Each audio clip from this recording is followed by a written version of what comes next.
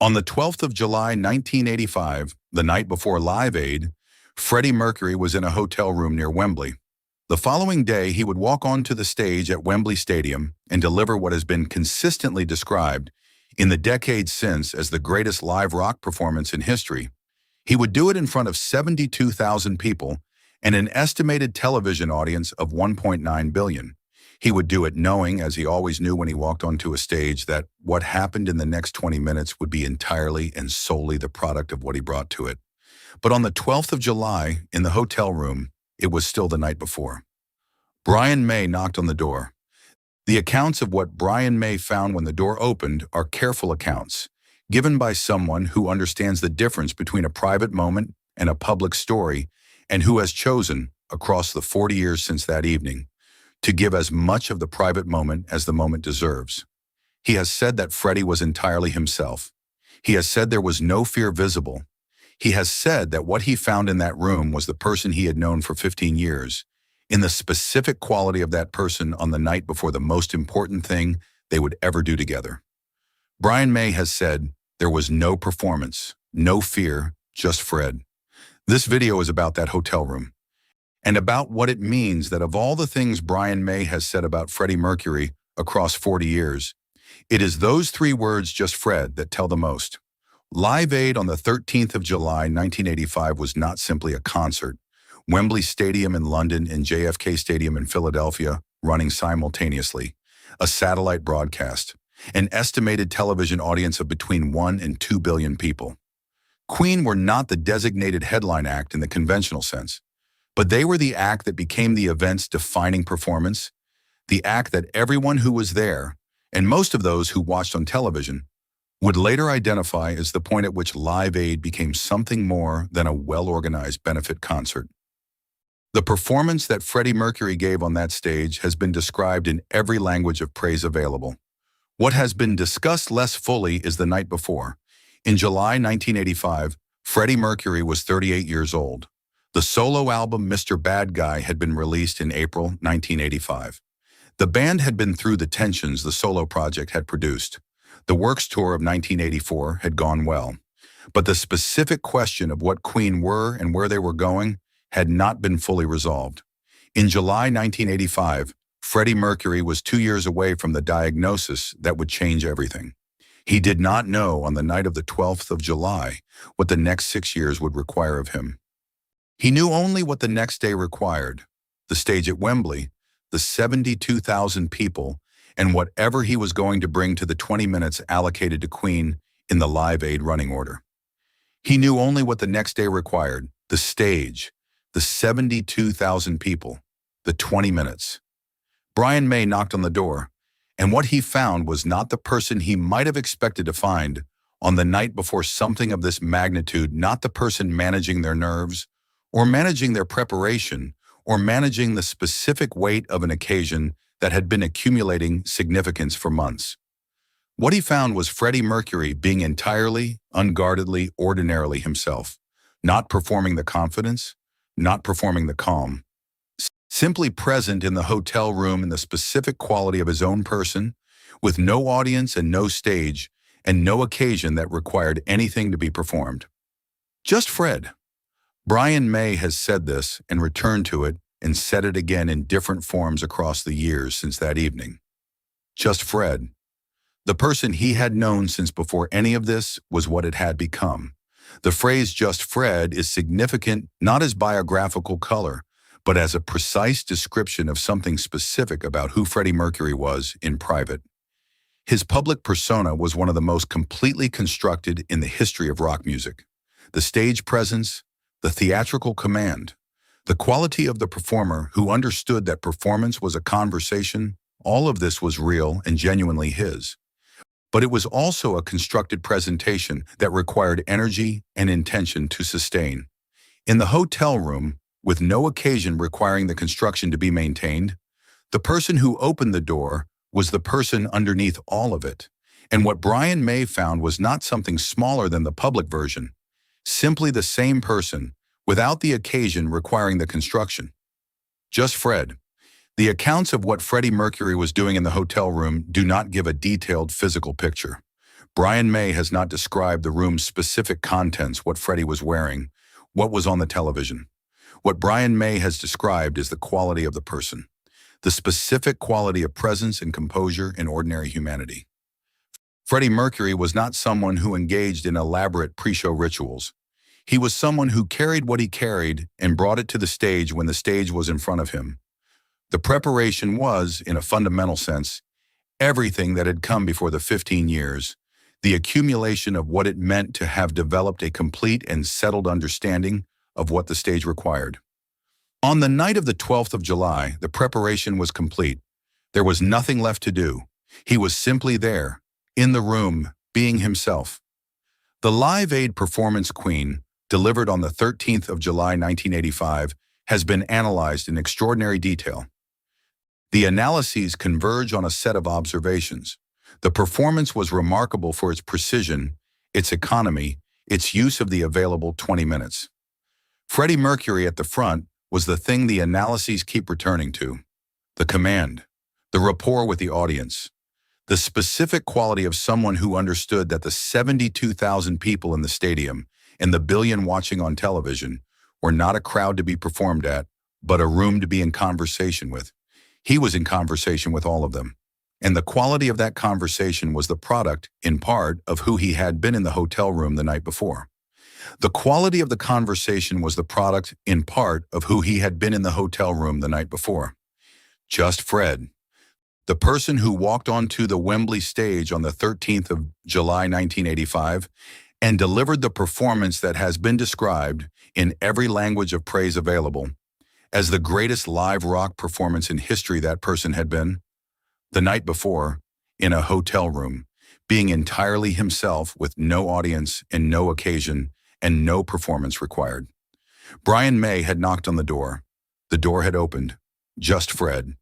And then, the next day, everything that Just Fred was walked onto the stage at Wembley and gave it all to 72,000 people and a billion more. No fear, no performance. Just Fred. And then the stage. Brian May has carried the memory of that hotel room visit for 40 years. Each time he mentions it, the specific phrase recurs. Just Fred. It is not a phrase he arrived at accidentally. It is the specific articulation of something he understood in the hotel room and has never found a more accurate way to say.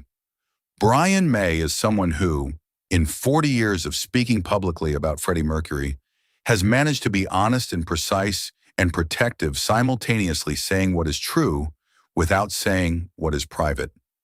Just Fred is the genuine thing. The specific observation of a person who has known someone well enough to recognize them when the occasion has been stripped away. Brian May knew Freddie Mercury. He knocked on the door. He found Fred, and in the 40 years since, he has kept returning to that finding as one of the truest things he knows about the person he lost.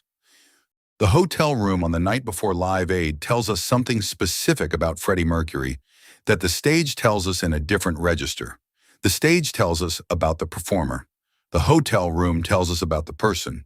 And the person Brian May found was someone who had no fear.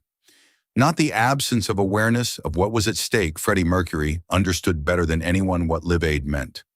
But the absence of the specific anxiety the magnitude of the occasion might be expected to produce. The complete settlement of someone who has done the work, who has given the years in the craft the work requires, and who has arrived at the moment of performance with nothing left to worry about. Everything prepared, everything understood. The stage simply the next thing. And when the stage is simply the next thing, when there is no gap between the person and the performer, the performance that results is the specific quality of Live Aid. No fear, no performance. Just Fred. And then the greatest 20 minutes in the history of live rock music.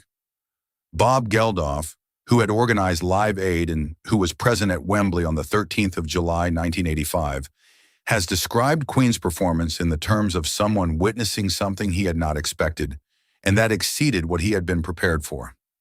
He has said that Queen were the best rock band in the world on that day. He has said that Freddie Mercury was operating on a level that he had not seen before and has not seen since. These are the external assessments, the view from outside the performance, from someone watching rather than doing. What Geldof could not have known, watching from the stage or the side of the stage, was what had been in the hotel room the night before. He saw the performance. He did not see what preceded the performance: the hotel room, the knocked door, the Just Fred. Brian May saw both. He knocked on the door on the 12th of July, and he stood at the side of the stage on the 13th of July, and he watched what Just Fred became when Just Fred walked onto the stage at Wembley. He has never stopped thinking about the connection. He has never stopped thinking about the connection. The hotel room and the stage. The Just Fred in the greatest live rock performance in history. Brian May has said that in the hotel room, on the night before, he understood something about Freddie Mercury that he had known for 15 years, but that the specific quality of that evening made unmistakable. That the performance was not something Freddie Mercury did. It was something he was.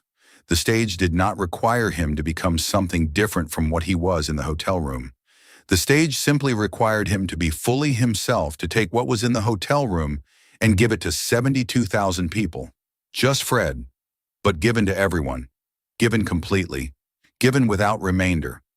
The Live Aid performance was followed, for Freddie Mercury and for Queen, by 6 more years of work. The Magic Tour of 1986, Nebworth in August 1986, A Kind of Magic, The Miracle, Innuendo. All of it made in the conditions the years after Live Aid produced, conditions that included the private knowledge Freddie Mercury received in 1987 and that changed the horizon of everything without changing what the work required. In those 6 years, the Just Fred that Brian May found in the hotel room continued to walk onto stages and into studios and give what it had always given completely, without remainder, without visible diminishment. There is something specific about the phrase Just Fred. Brian May does not say, "I found him calm." He does not say, "I found him confident." Each of these would describe an attribute. Just Fred is different. Just Fred is a recognition that what is present is not an attribute but the person themselves.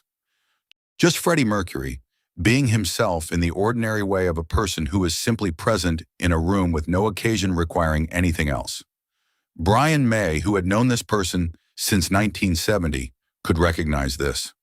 The greatest live rock performance in history was given by the person in that hotel room. Just Fred, the same Fred who pulled over a car in 1974 and was silent for 3 minutes. The same Fred who walked onto the Wembley stage in 1986 and said good night and sweet dreams and left the stage for the last time. Just Fred, through all of it. Just Fred, through all of it. The storage room and the first radio play and the Live Aid stage and the Wembley farewell. Just Fred in every room he ever occupied. Just Fred on every stage he ever stood on. Just Fred in the hotel room on the night before the greatest performance of his life. Brian May knocked on the door. The door opened. Just Fred. And then, the next day, Just Fred walked onto the stage at Wembley and gave everything completely, without remainder, without performance, without fear. Just Fred. 72,000 people. 1 billion more. 20 minutes. The most complete expression of what a person can give to a room when what the person is and what the performer is are the same thing. When there is no gap. When there is no fear. When there is no performance. When there is just Fred. On the 12th of July, 1985, the night before Live Aid, Brian May knocked on Freddie Mercury's hotel room door. He has said what he found. No fear, no performance. Just Fred. The person he had known since 1970, being entirely himself in a hotel room near Wembley on the night before the most watched rock concert in history. Brian May stood in the doorway and saw it. He understood something in that moment, something about the specific quality of the person he had made music with for 15 years. Something about the relationship between the person in the hotel room and the performer on the stage. Something that he has been trying to find the right words for ever since. He has found 3 words. They are not the full account. Brian May is honest enough to know they are not the full account. But they are the truest thing available, the thing that is left when you take away the analysis and the praise and the decades of testimony and the billion viewers and the greatest live rock performance in history, and leave only what Brian May knows that nobody else can know. What was in the room when he knocked on the door the night before? Just Fred. That is the full account. 3 words, 40 years of carrying them, and the 20 minutes the next day that made them mean everything they mean.